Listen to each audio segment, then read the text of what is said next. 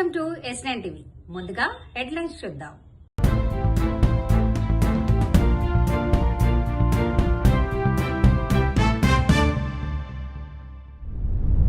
అనర్హత పిటిషన్లను స్పీకర్ కొట్టివేస్తున్న తీరు అర్థరహితం.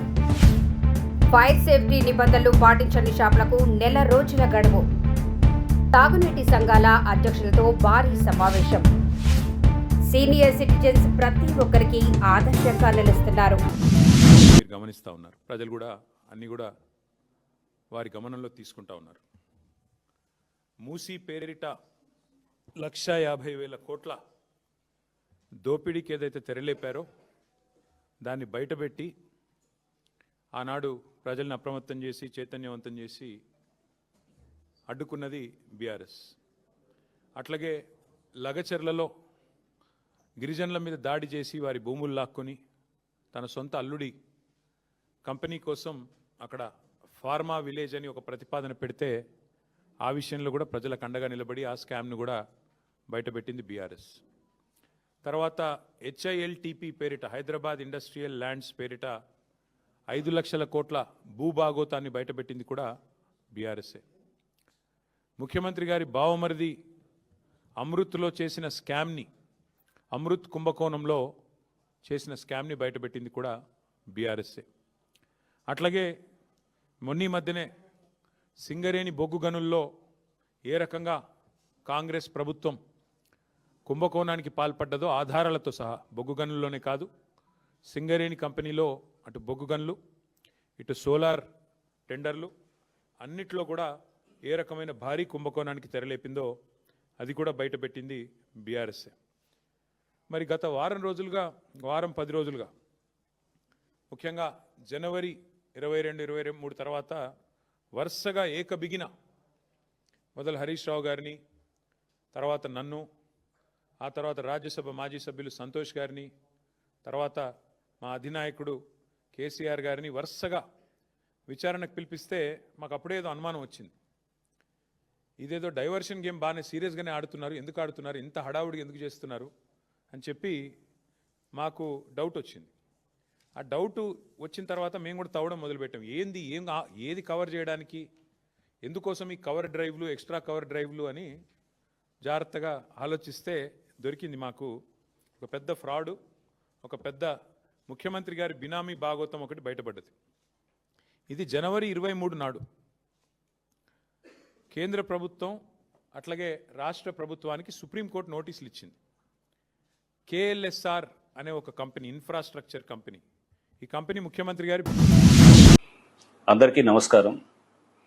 ఈ మధ్య మీ అందరూ చూశారు, HYDRAA, GHMC, fire department and electricity department అందరం కూడా ఒక సమన్వయంతో ఈ ఫైర్ యాక్సిడెంట్ ఏదైతే నాంపల్లి స్టేషన్ రోడ్లో అయిన తర్వాత మేమంతా కూడా ఫైర్ తనిఖీలు, సేఫ్టీకి సంబంధించిన ఆడిట్ చేయటము, దాని తర్వాత కొన్ని బిల్డింగ్స్ని కూడా సీజ్ చేయటము అయినా కూడా మీరు చూశారు. దాదాపు అరౌండ్ 9 బిల్డింగ్స్ దాకా సీజ్ చేయడం జరిగింది. ఆ తర్వాత చాలామంది వ్యాపార వర్గాల నుంచి, ఇతర అసోసియేషన్స్ నుంచి, అన్నిటి నుంచి కూడా మాకు అందరికీ రిక్వెస్ట్లు రావటం జరిగింది.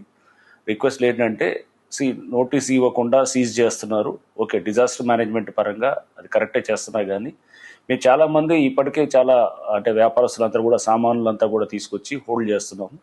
సో దాన్ని అట్లీస్ట్ తరలించడానికి కొన్ని మేము వేరే గోడౌన్స్ లేదా ఇట్లాంటి ప్లేసెస్ చూడటానికి మాకు కొంత టైం ఇస్తే బాగుంటుందని చెప్పేసి వ్యాపార వర్గాల అందరి దగ్గర నుంచి కూడా మాకు రిప్రజెంటేషన్స్ రావడంతో అప్పుడు ఆ మీటింగ్లో మేము హైడ్రా అధికారులు, GHMC, ఎలక్ట్రిసిటీ అధికారులు, నెక్స్ట్ ఫైర్ డిపార్ట్మెంట్ నుంచి ఫైర్ సీనియర్ ఆఫీసర్స్ అందరూ కూడా ఆ మీటింగ్లో అటెండ్ అయిన తర్వాత ప్రభుత్వ సూచనలకు అనుగుణంగానే మేము కూడా అప్పుడు వెంటనే వాళ్ళకు ఒక 1 month టైం ఇస్తూ, ఫిబ్రవరి నెలంతా కూడా వాళ్ళకి అవేర్నెస్ పెంచేదానికి, దీంతోపాటు వాళ్ళు అంతా కూడా ఏదైతే గనక వాళ్ళ ఈ సెల్లార్స్లో కానీ ఇవన్నీ డంప్ చేసిన వాటిని అన్నింటిని కూడా తరలించడానికి వాళ్ళకి టైం కూడా ఇచ్చినట్టుగా కూడా అని చెప్పేసి వాళ్ళందరితో కూడా మాట్లాడటం, ఆ డెసిషన్ కూడా మీ అందరూ పేపర్లలో చూశారు.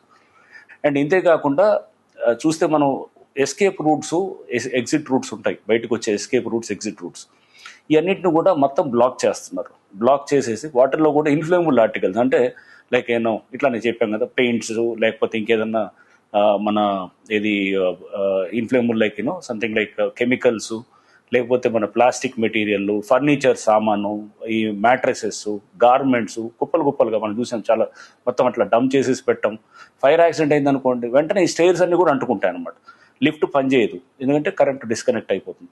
సో మీరు ఎస్కేప్ రూట్ మీద బ్లాక్ అయిపోయిన తర్వాత లిఫ్ట్ పనిచేయనప్పుడు దాంట్లో మొత్తం కూడా స్టక్ అయిపోతారు అనమాట. స్టక్ అయిపోయి బయటకు వచ్చే మార్గం లేకుండా ప్రతి యాక్సిడెంట్లో దాదాపుగా ఇదే జరుగుతుంది. సో అందుకోసం మీ అందరికి కూడా విజ్ఞప్తి చేసేది, ఇటువంటి ఎస్టాబ్లిష్మెంట్స్లో ఉన్న వాటిని ఇమీడియట్గా ఈ ఫిబ్రవరి 28 దాకా ఈ టైం ఉన్నది.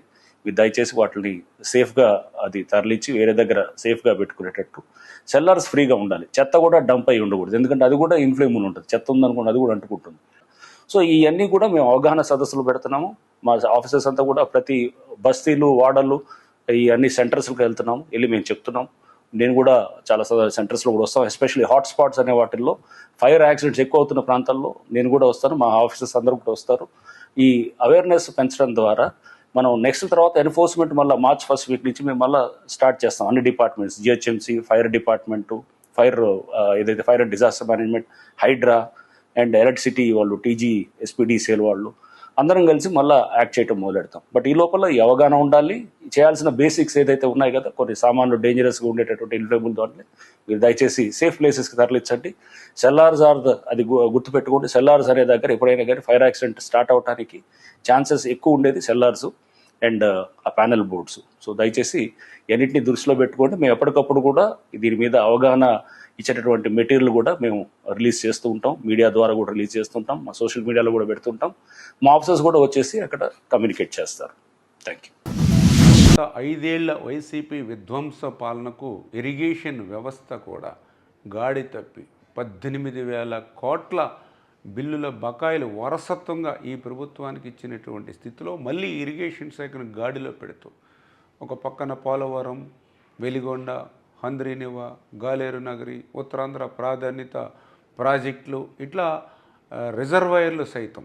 ఎందుకంటే ఈ రోజుకి ఒక ఖరీఫ్ పంట ముగిసినా కూడా ఈరోజు రాయలసీమ పోతే ఇప్పటికీ జలాశయాలు నీటితో కలకల్లాడుతూ అక్కడ ఉన్నటువంటి ప్రజలు చెప్తూ ఉన్నారు, ఎప్పుడో శ్రీకృష్ణ దేవరాయల కాలంలో మా యొక్క చెరువులన్నీ కూడా కలకల్లాడుతుండే, మళ్ళీ ఇప్పుడు చంద్రబాబు నాయుడు గారి హయాంలో మరి ఈవేళ మళ్ళీ కలకల్లాడుతూ ఉన్నాయి, ఈవేళ మా భూగర్భ జలాలు సైతం పెరిగినవి అని చెప్పి ఎంతో తృప్తిని మరి అక్కడ రాయలసీమ ప్రజలు కూడా మాట్లాడుతూ ఉన్నారని అంటే, ఈ రకంగా ఈ 18-20 నెలల చంద్రబాబు నాయుడు గారి కృషి ఫలిస్తుంది అనే దానికి ఇదొక ఉదాహరణ అనే విషయాన్ని కూడా సందర్భంగా తెలియజేసుకుంటూ, ఈ సందర్భంలో చంద్రబాబు నాయుడు గారి ఆలోచన ఒకటే, 1 సంవత్సరం వర్షాలు బాగా పడి ఇంకొక సంవత్సరం 2 సంవత్సరాలు వర్షాలు సరిగ్గా లేకపోయినా కూడా కరువు అనేది ఈ రాష్ట్రంలో కనపడకుండా ఉండాలి అని అంటే ఈ ప్రాజెక్టులు, రిజర్వాయరు, కెనాల్సు వీటి ద్వారా మాత్రమే కాకుండా ఈ భూమిని కూడా ఒక జలాశయంగా మార్చుకుని, ఒక రిజర్వాయర్గా మార్చుకుని, భూగర్భ జలాలను పెంపొందించుకుని ఆ కరువు రహిత రాష్ట్రంగా మార్చాలి. అందులో భాగంగా చంద్రబాబు నాయుడు గారు ఏర్పాటు చేసినటువంటి సాగునీటి సంఘాలు కీలక పాత్ర పోషించాలి అనేటువంటి ఆలోచన. ఎందుకంటే ఆ రోజు కూడా సాగునీటి సంఘాలను ఏర్పాటు చేసినప్పుడు చంద్రబాబు నాయుడు గారు ఒకటే చెప్పారు, రైతులకు ఒక బాధ్యతాయుతమైనటువంటి పాలన అందించాలి, సాగునీటి రంగంలో రైతులకు ప్రాతినిధ్యం కల్పించాలి అనేటువంటి ఆలోచనతో ఆయన ఏర్పాటు చేసినటువంటి సంఘాలతో వాళ్ళ అధ్యక్షులతో రేపు రాష్ట్ర స్థాయి సమావేశం ఏర్పాటు ద్వారా ఈ యొక్క భూగర్భ జలాలని ఏ రకంగా పెంపించుకోవాలి, ఆ యొక్క వాటర్ సెక్యూరిటీ, వాటర్ పాలసీ వీటన్నిటి మీద కూడా వాళ్ళకి ఒక నిర్దేశం చేసి ఆ యొక్క సాగునీటి సంఘాల అధ్యక్షుల యొక్క బాధ్యతలను వాళ్ళకి తెలియజెప్తూ రేపు రాబోయేటువంటి రోజుల్లో మీ నీటి సంఘ పరిధిలో, మీ డిస్ట్రిబ్యూటివ్ కమిటీ సంఘ పరిధిలో, మీ ప్రాజెక్ట్ కమిటీ సంఘ పరిధిలో మీ బాధ్యతలు ఏ రకంగా నిర్వర్తించాలి, ఏ రకంగా ఆ యొక్క సాగునీటి వనరులకు సంబంధించిన నీటిని ఏ రకంగా మనం కాపాడుకోవాలి, ఏ రకంగా భద్రతను ఇవ్వాలి, ఏ రకంగా భవిష్యత్తును అందజేయాలి అనేటువంటి విధంగా రేపు జరగబోయేటువంటి ఈ యొక్క సాగునీటి సంఘ అధ్యక్షుల సమావేశం జరగబోతుంది. దానికి రాష్ట్రం నలువైపుల నుంచి కూడా, అటు శ్రీకాకుళం నుంచి ఇటు చిత్తూరు వరకు అన్ని నియోజకవర్గాల నుంచి కూడా ప్రతి ఒక్క డబ్ల్యూఏ అధ్యక్షులు, వాటర్ డిస్ట్రిబ్యూటివ్ కమిటీ అధ్యక్షులు, ప్రాజెక్ట్ కమిటీ అధ్యక్షులు అందరూ కూడా ఈ కార్యక్రమంలో పాల్గొంటూ ఉన్నారు. ఈ కార్యక్రమం ద్వారా రేపు భవిష్యత్తులో వాళ్ళు ఏ రకంగా ఈ యొక్క నీటి సంఘ అధ్యక్షులు బాధ్యతలు నిర్వర్తించాలి, ఏ రకంగా యొక్క సాగునీటి వ్యవస్థతో పాటుగా ప్రక్షాళనతో పాటుగా ఈ యొక్క నీటి వనరులు పెంపొందించడంలో వారి యొక్క పాత్ర ఏంటనేది రేపు చంద్రబాబు నాయుడు గారు కూడా ఒక దిశ నిర్దేశం చేయబోతున్నారు. జనరేషన్ మీ కాలం జనరేషన్ మీరు చూసాం. ఆ రోజు ఏంటంటే మనం తీసుకున్నటువంటి ఆహారం ఎంత బలమైనటువంటి ఆహారం మీరు ఆ రోజుల్లో తీసుకున్నటువంటి కల్తీ లేనటువంటి పరిస్థితులు ఆ రోజుల్లో. అంటే మనం కూరగాయలు తీసుకున్నా, మన దినచర్యలో భాగంగా ఆహారాన్ని తీసుకున్నా, బ్రేక్ఫాస్ట్ కానీ, లంచ్ కానీ, డిన్నర్ కానీ, మనకు ఆ రోజుల్లో తీసుకున్నటువంటి ఆహారమే ఈరోజు ఉపయోగపడ్డది అనేటువంటి విషయాన్ని నేను ఈ సందర్భంగా తెలియజేస్తూ ఉన్నా. ఇప్పుడు ఏ వస్తువు తీసుకున్నా కల్తీ. మనం తినే తిండిలో కూడా మరి కల్తీతోనే మనకు ఈరోజు మన ఆహారం అనేటువంటి విషయాన్ని నేను ఈ సందర్భంగా తెలియజేస్తూ ఉన్నా. మీకందరూ తెలుసు, కరోనా వైరస్ ఒక హైదరాబాద్, ఒక రాష్ట్రం, ఒక దేశం, ఒక ప్రపంచం, మొత్తం ప్రపంచాన్నే కుదిపేసినటువంటి సందర్భం. బట్ ఆ రోజుల్లో కూడా మనం చూసినాం ఈ కరోనా ఎంత డేంజరస్ అనేటువంటిది కూడా మనం చూసినాం.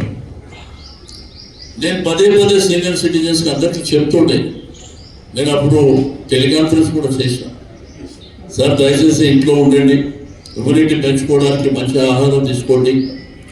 ఇవన్నీ కార్యక్రమాలు జరుగుతుంటే నాకు తెలిసి ఈ రాష్ట్రంలో 2 రాష్ట్రాల్లో కలిపి ఆంధ్రప్రదేశ్ కావచ్చు, తెలంగాణ కావచ్చు, ఇంత అద్భుతమైనటువంటి సీనియర్ సిటిజన్స్ ఒక ప్లాట్ఫామ్ మీద ఉండడం అనేది చాలా అరుదైనటువంటి విషయం అని చెప్పి నేను ఈ సందర్భంగా తెలియజేస్తా ఉన్నా.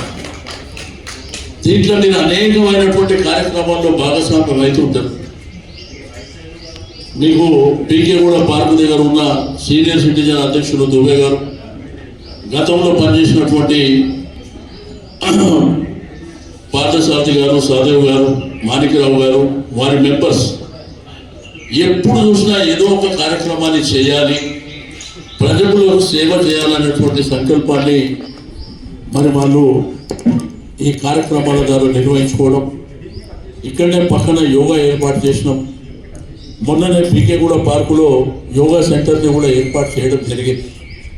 అంటే ఒకటి ఏంటంటే ఆరోగ్యపరమైనటువంటి సమస్యలు తప్పవు 50 సంవత్సరాలు దాటిన తర్వాత.